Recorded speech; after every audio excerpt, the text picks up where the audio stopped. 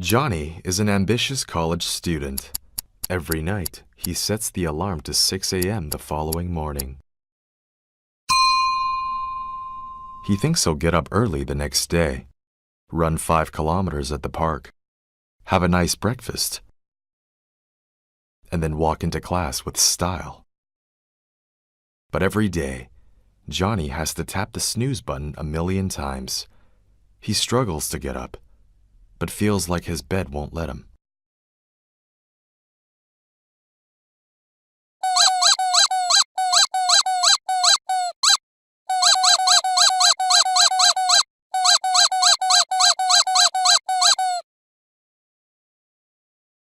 Believe it or not, my bed doesn't want me to get up. That's what he always tells his friends. When there are only 15 minutes left before his first class, he finally manages to get up. It's nice outside today, but he has to sit in the classroom. Hearing these unbearably outdated lectures is a real waste of life.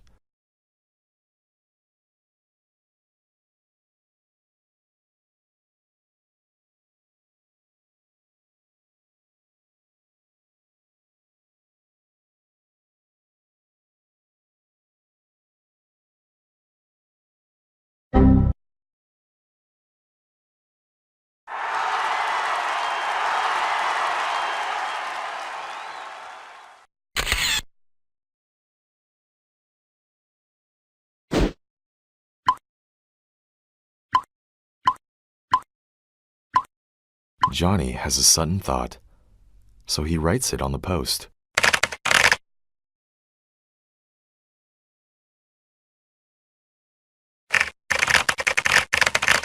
My alarm doesn't wake me up. My dream does.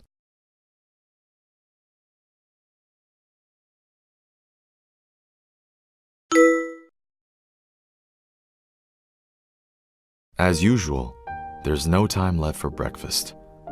He has to attend class on an empty stomach. Walking through the crowd, a feeling of absurdity can always strike him in the face. When did the ivory tower become a factory to produce boring company employees? I can't become one of them. If a man has no dream, then what's the difference between him and a fish? But what exactly is his dream? Johnny doesn't know yet. It doesn't really matter right now, he thinks. I still have 4 years to figure it out.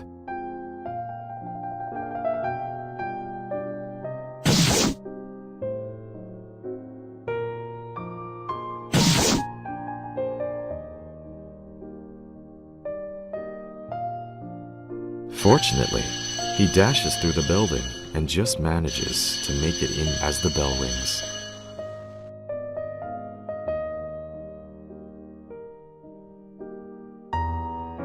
Shiny. Yes. Landy. Yes. Johnny. Yes. Wendy. Yes. Finny. Finny? Is Finny here? Damn. Finny was up all night raiding with his guild. Guess he hasn't made it to class yet. Should I answer for him? Yes.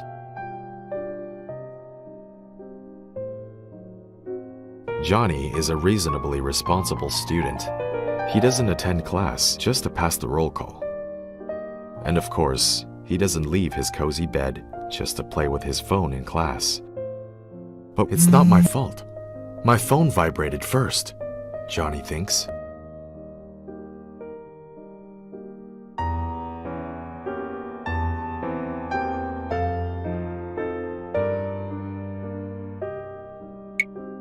Johnny feels happy that he isn't alone.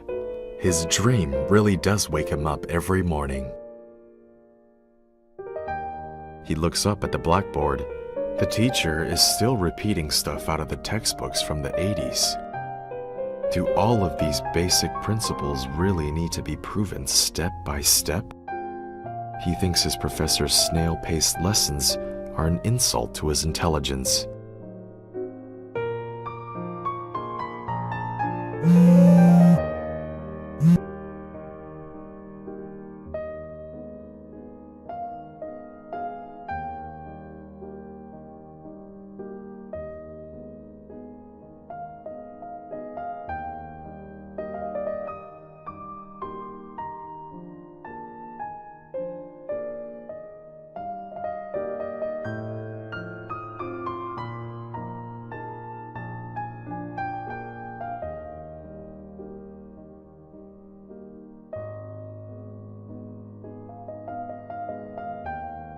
Johnny doesn't recognize the country, but as a compassionate young man, he feels like he should share the post and add a candle.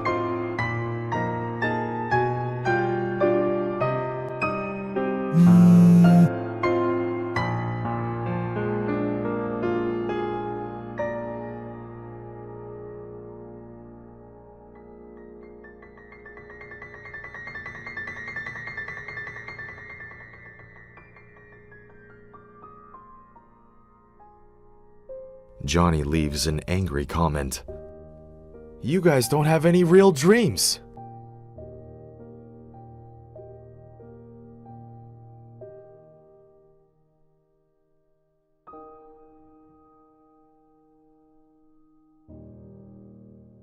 Although Johnny hasn't been paying attention to class for a while, he doesn't think catching up is worth it.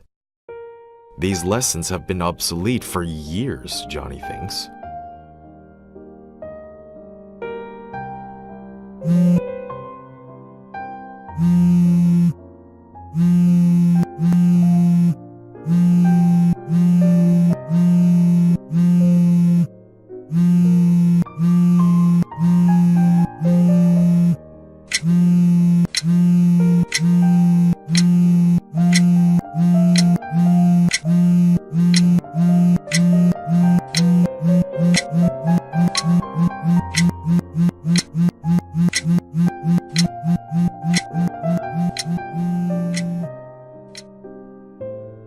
Another productive day down the drain.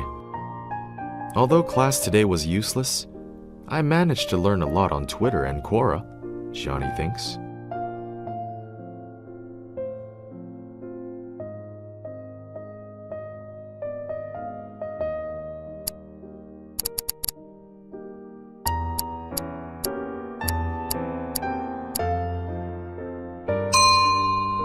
Johnny is an ambitious college student.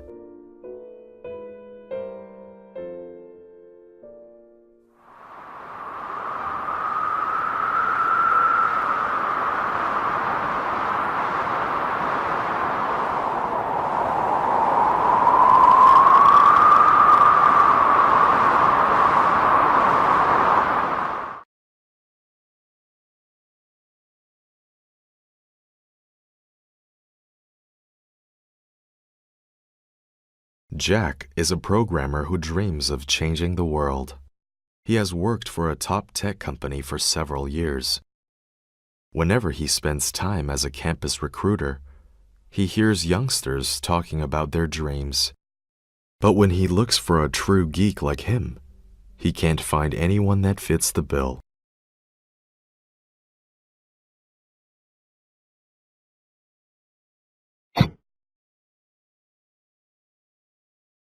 Another perfect morning, Jack thinks. If you want to be a geek, you need to dress like one at first.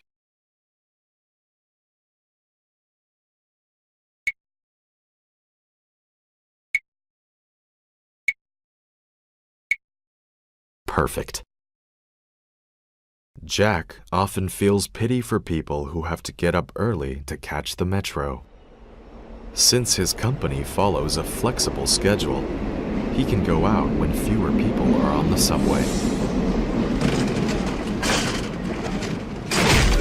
Of course, fewer is a relative term here. The metro is always incredibly crowded.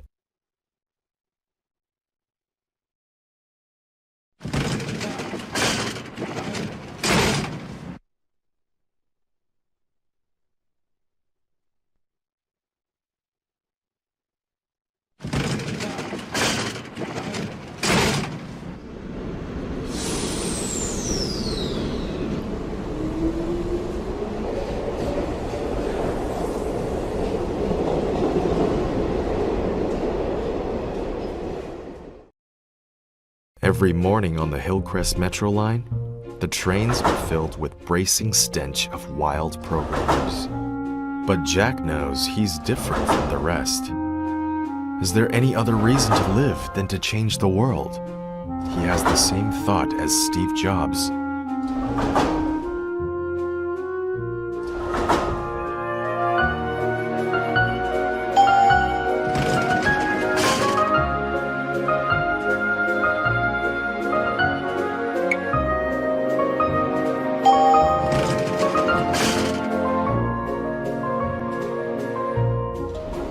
But how to change? He's not sure. That's okay, he thinks. He's still young, and time is on his side. His current plan is to gain experience at a big company and gather the strength to change the world in the future.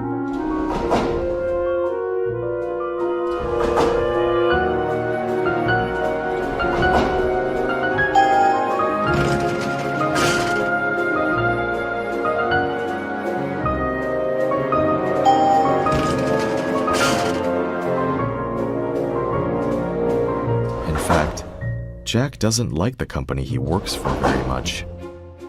Even though the company pays for his talent, they can never buy his heart. If I were the boss, I'd just earn money and grow my company without being evil like this.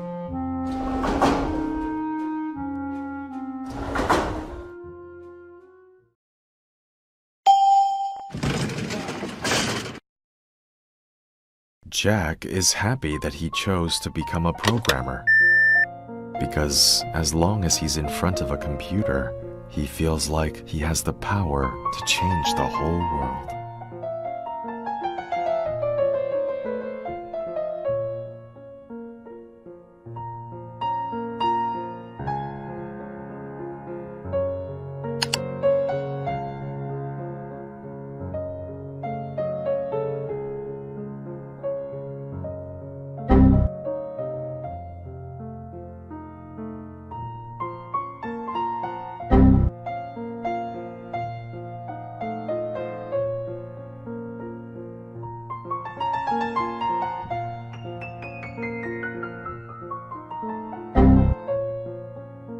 There are two types of people in the world: those that understand binary and those that don't. As a die-hard geek, Jack hates to use IDEs like Visual Studio, and Vim? Just a crutch, a beginner's toy. A real expert can create the most brilliant codes with nothing but a plain text editor like Notebook.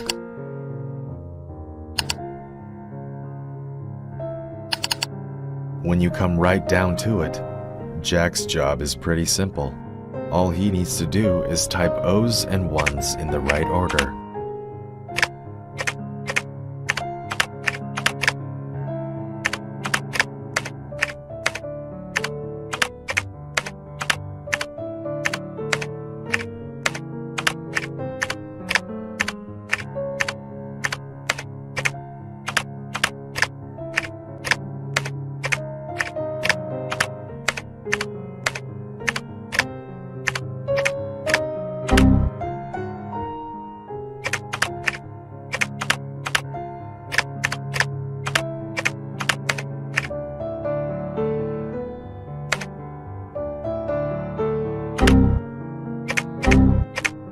If he encounters an unsolvable bug, he could just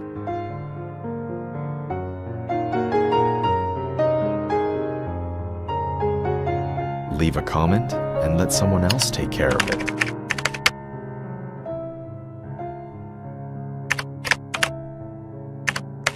Such a huge company.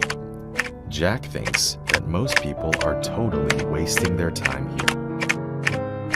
Barely anyone here truly loves technology, shares his belief in the potential for progress, or hopes to change the world.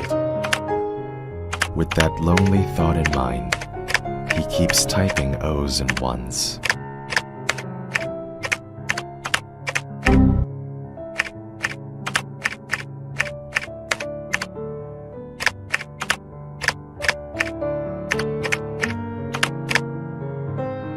While eating lunch in the cafeteria, Jack sometimes meets up with Charles. He's one of the few guys at the company that Jack has anything in common with. The caf food has been awful lately. Totally. The logistics department has lost their minds. Speaking of which, our new product manager is a complete dumbass. You can say that again. Her requirements are ridiculous. I wonder why they even recruited her. As far as I'm concerned, everyone in HR is a complete dumbass. I read in Steve Jobs' biography that the kind of people a company hires is determined by the founder's genes. I think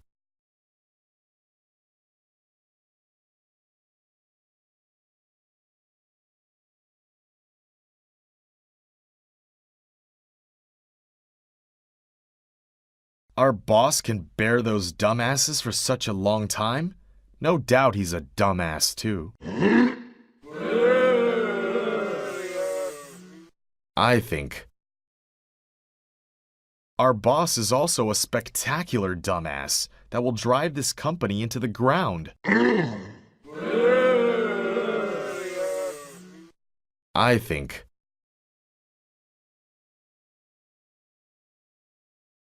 C# is the perfect programming language. We should use C# in our new project.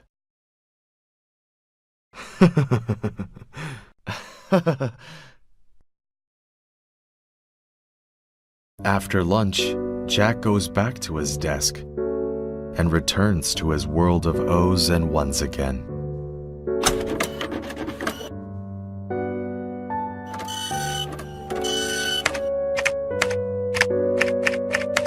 In the real world, there are too many things we can't control.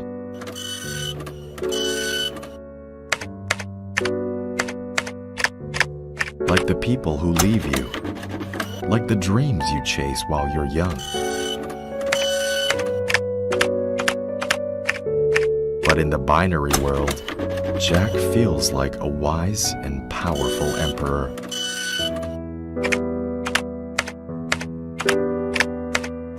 No one can control me, and nothing can stop me.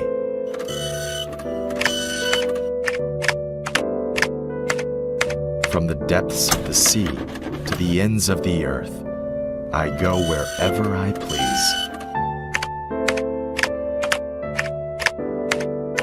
Maybe this is what they mean by free as the air, Jack thinks.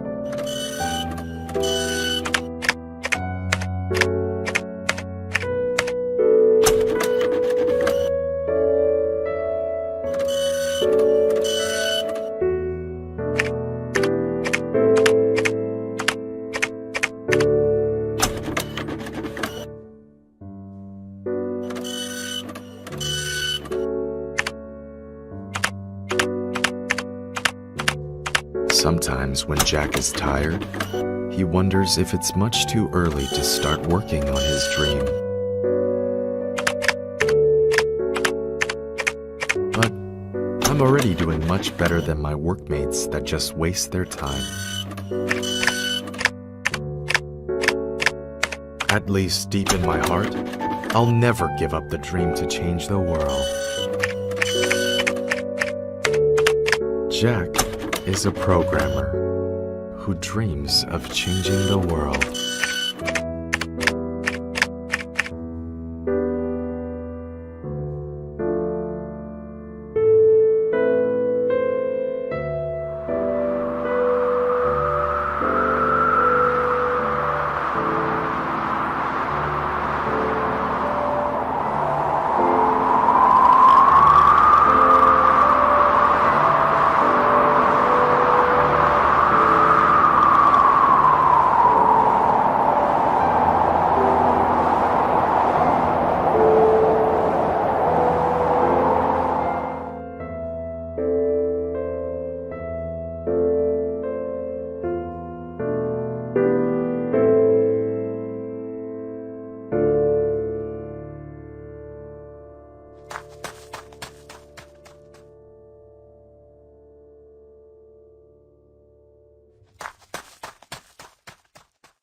Robert is an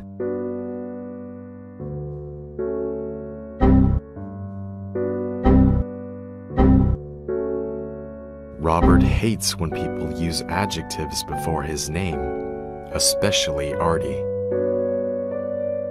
Posers talk about art all day, and it finally makes life suck for the true artists.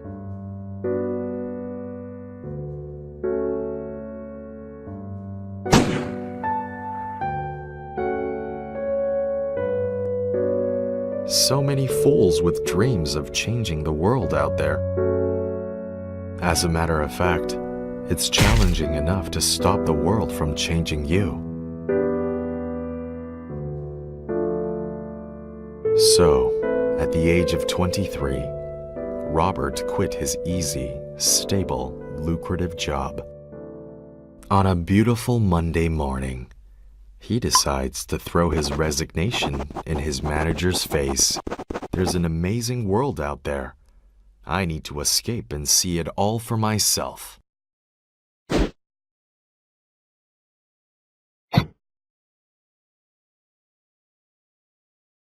So Robert packs his luggage, gets on his bike, and sets out on his enlightening journey.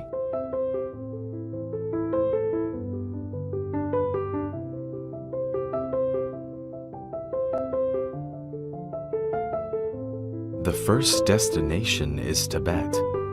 People say going there can purify the soul.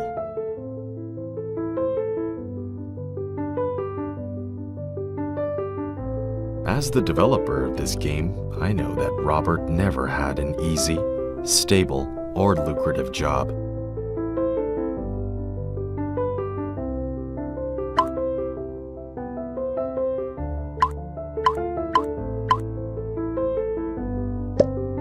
And he certainly couldn't afford to throw a resignation in his manager's face.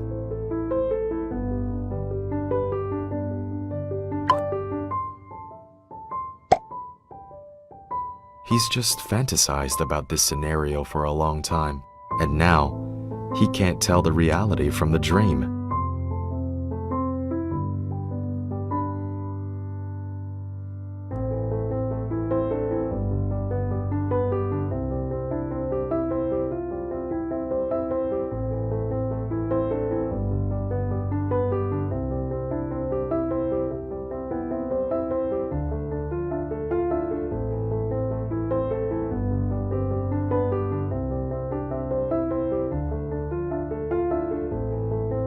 Thank goodness the number 318 National Highway is real enough.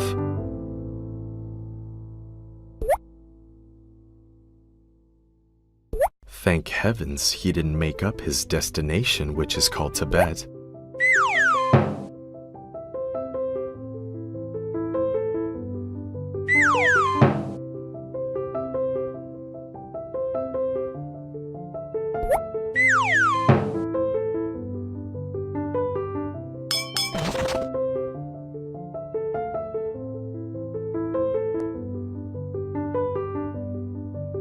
People sometimes ask Robert why he retired so young. Robert clears his mind and answers,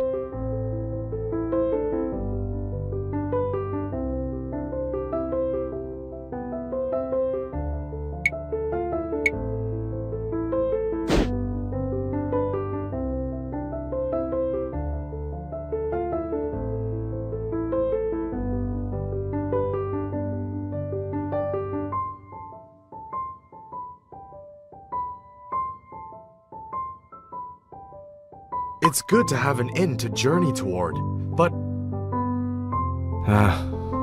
Forget it. They won't get it.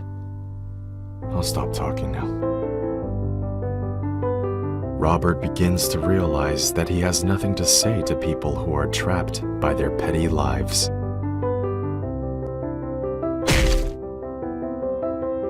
If he could define his state of mind in a single phrase, Robert would call it on the road.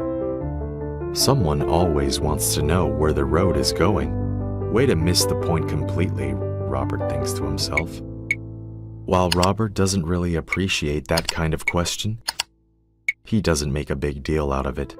The only answer is to block each message one by one without a word.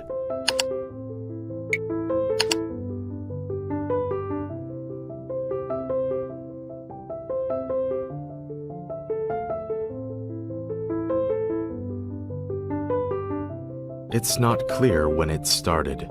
To purify heart in Tibet has become a twisted hobby for those artsy guys. People tend to look down on them. But Robert knows that if he gave into their petty doubts, he'd turn out as bad as any of them.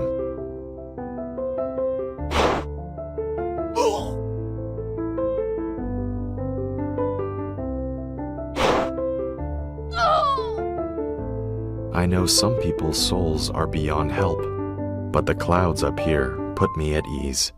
You can't fake true tranquility.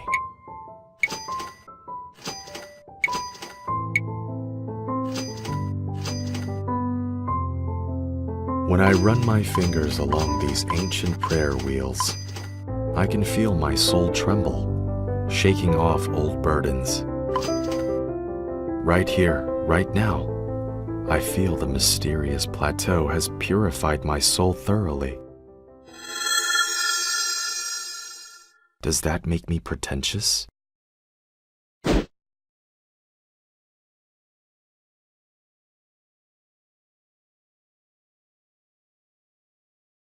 If listening to your heart makes you pretentious, I'd much rather be pretentious than a failure.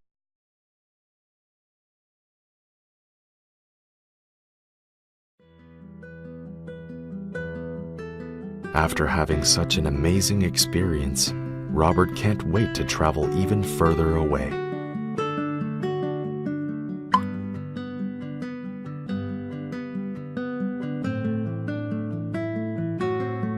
In fact, there's nothing but distance further away.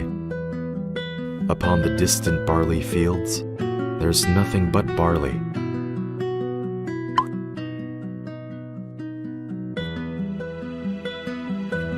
The further I go, the lonelier I feel. Nothing out there but a lonely tree.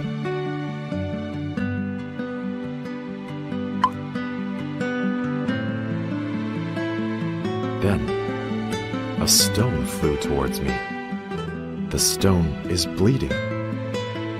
7 sisters appear, but no one fits your need. Standing in a barren field, I found far away. I feel poor and free.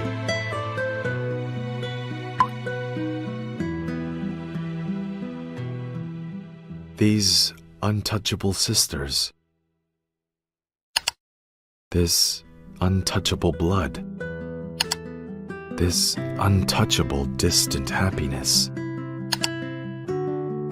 Distant happiness. Has anyone ever met?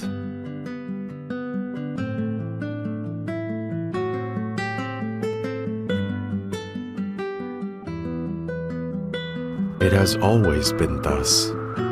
Behind the wind is wind. Beyond the sky is sky. And the road winds on forever.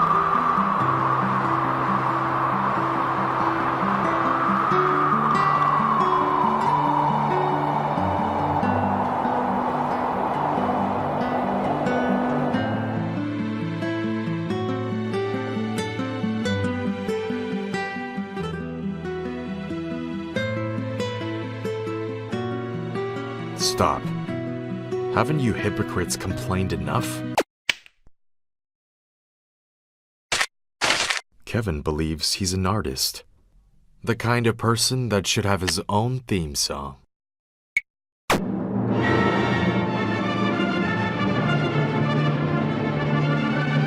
Stop complaining and fuck right off. Why don't you bring some joy into the world for once?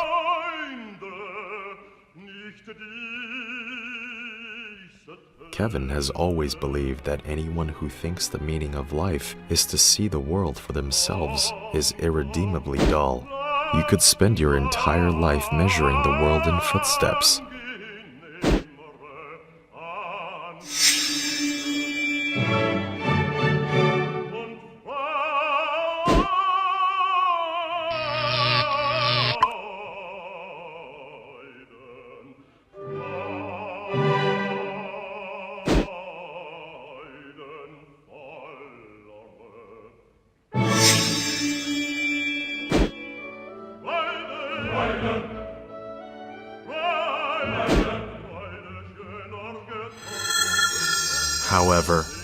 Only animals need to mark their territory to prove they were there.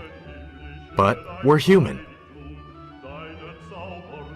God is dead, the people screamed. The younger generation no longer believe that the living and the dead will face any kind of final judgment. We've finally realized that in this cold, abandoned world, life is so short and absurd.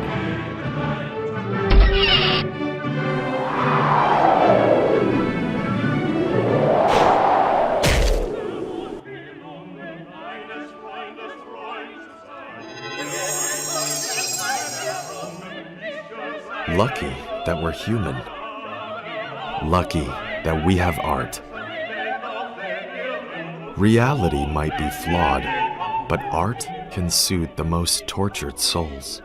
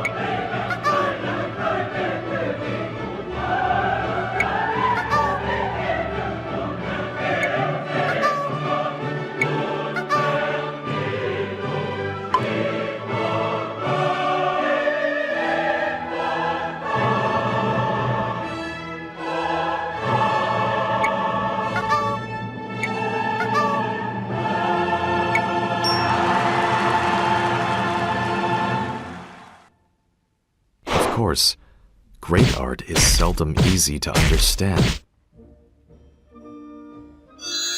But that doesn't change this fact. Art is our only chance to achieve immortality. Don't get it wrong, Kevin isn't a painter or anything. In fact, most people will call him a game developer. But Kevin believes that games are the ninth art. It's more accurate to just call him an artist. Truth be told, Kevin made some good games in the past, some of which sold well. Not these games, of course. They sold a lot better than just well. Kevin just took the basic formula of those hits and tweaked them a little bit.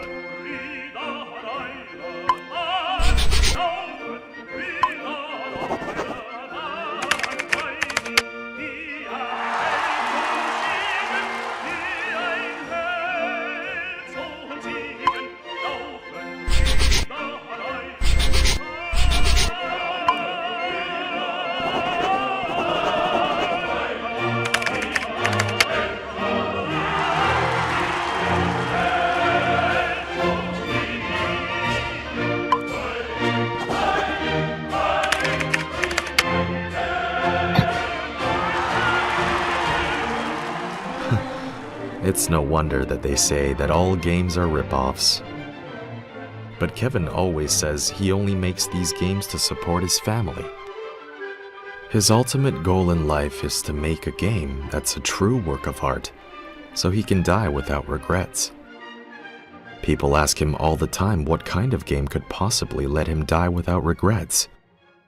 He always replies, "I'm still imagining it."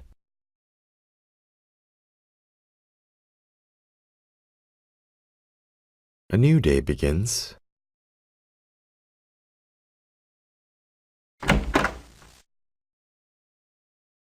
Kevin usually thinks that people who play with their phones in the bathroom are wasting their lives.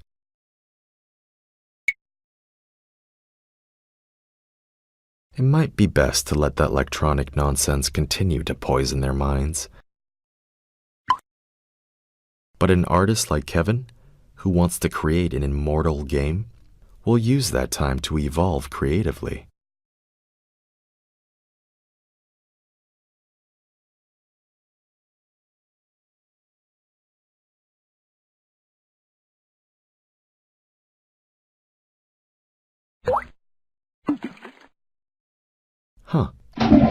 Seems like a perfect game wasn't built in a day. I should take my time, Kevin thinks. Whenever Kevin opens the App Store and sees the same pay-to-win games at the top of the rankings, he despairs over the average player's taste in games. But then again, considering that a stagnant market might give him more chance to create a breakthrough game, Kevin can't help but get excited. The only coherent philosophical stance is resistance.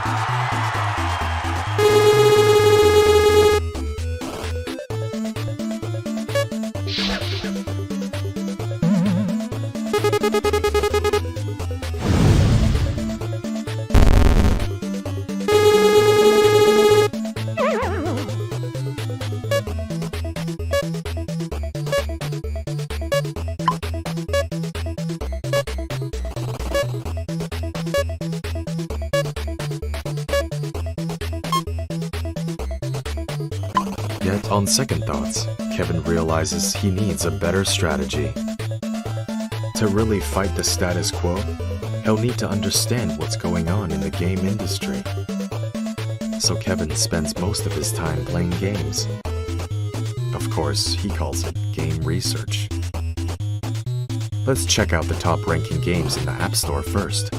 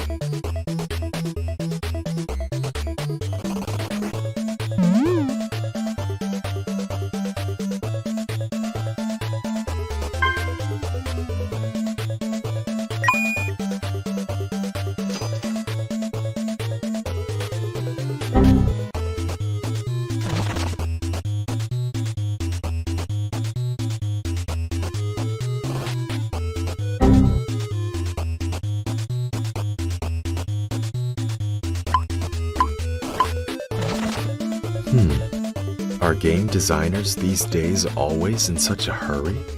It's just a black and white prototype, and they're already pushing it to market. Maybe researching this kind of game could help me out. Nah, forget it. Let's dig deeper into some casual games. Perhaps I'll find inspiration there.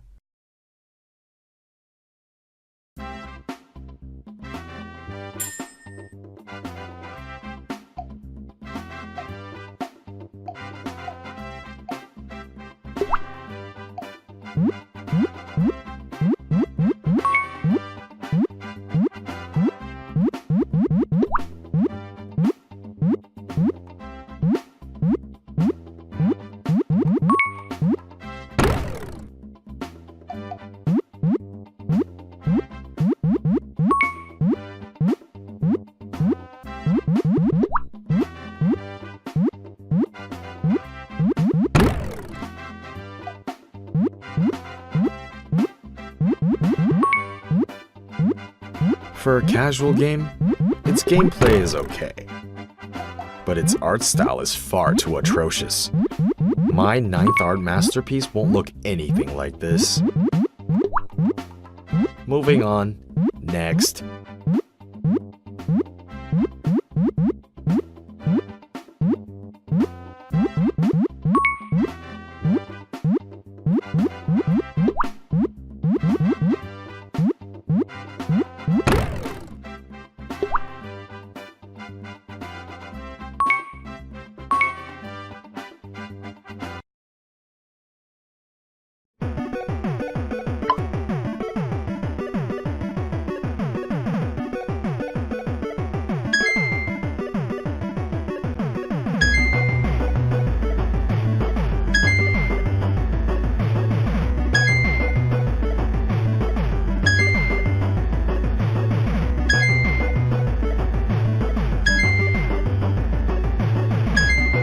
This game has a pretty unique style. Might even attract some casuals.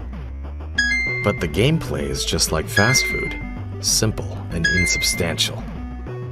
That's not what I want.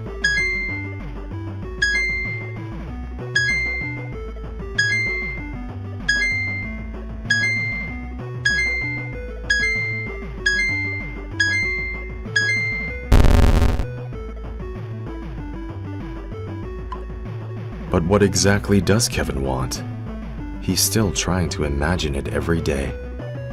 He worries that if he begins work without finding the perfect design, that would mean betraying his artistic principles.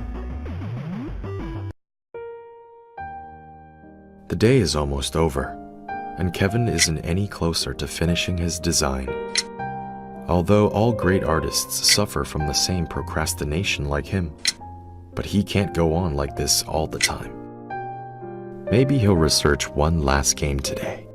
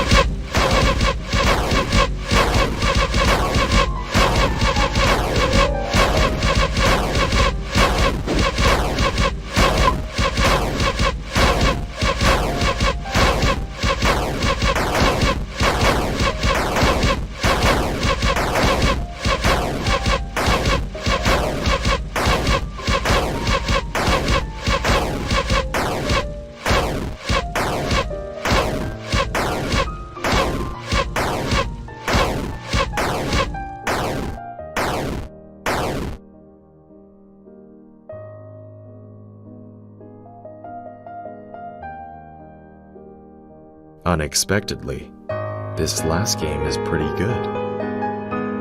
Anyway, I've got nothing else to do. Maybe I should base my own game on this.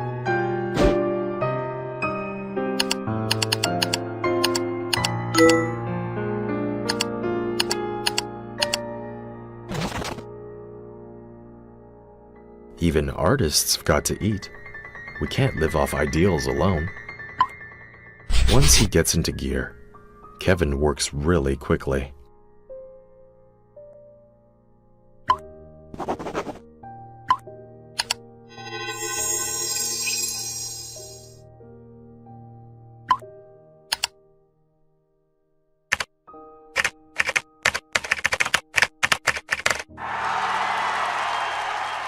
Perfect.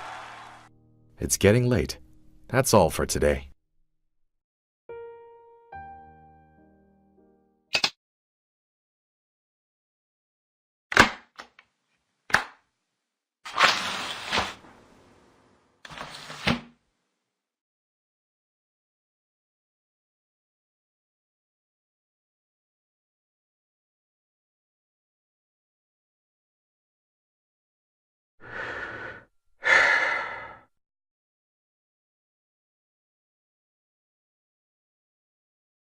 Time is always tough before bed. Does that mean Kevin has insomnia? No. Only those with weak and empty heart get insomnia.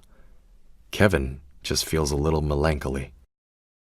Maybe that's a burden that every artist must bear. Though he hasn't made his amazing game yet, so calling himself an artist is a bit premature. But as Natsume Soseki once said, if a person has a painting in his heart, he is already a painter, even if he has never painted. That's true for me too, Kevin thinks.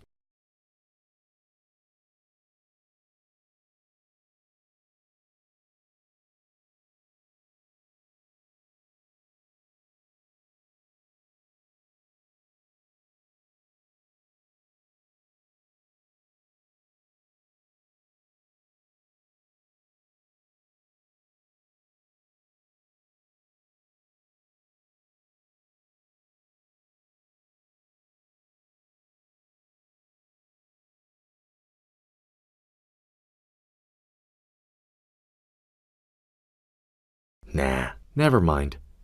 I should stop counting. Counting sheep helps some people sleep, but it doesn't work at all for Kevin. Every time Kevin tells himself that he'll fall asleep when he counts to 999, but always sadly discovers himself still awake when he gets there. That sadness makes it even harder to sleep. So when Kevin can't fall asleep now, he prefers to imagine a little man pushing a boulder.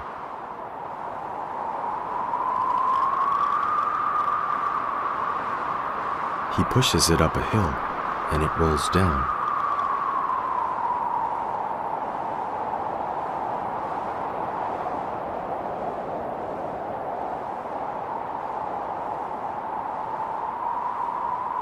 He pushes it back up, and it rolls down again.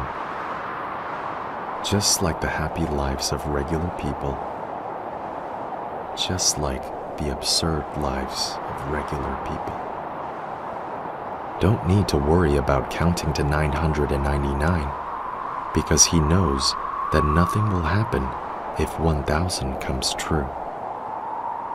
They say mankind has two reasons to despair: ignorance and hope. That's just like them. Just like them. Like them. Them.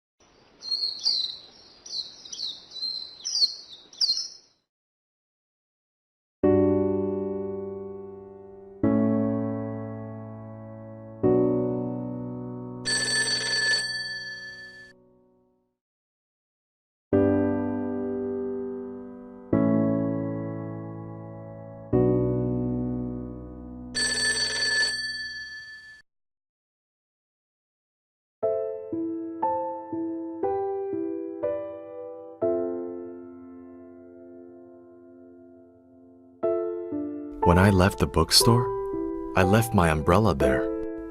I hope the person who carries it home is you.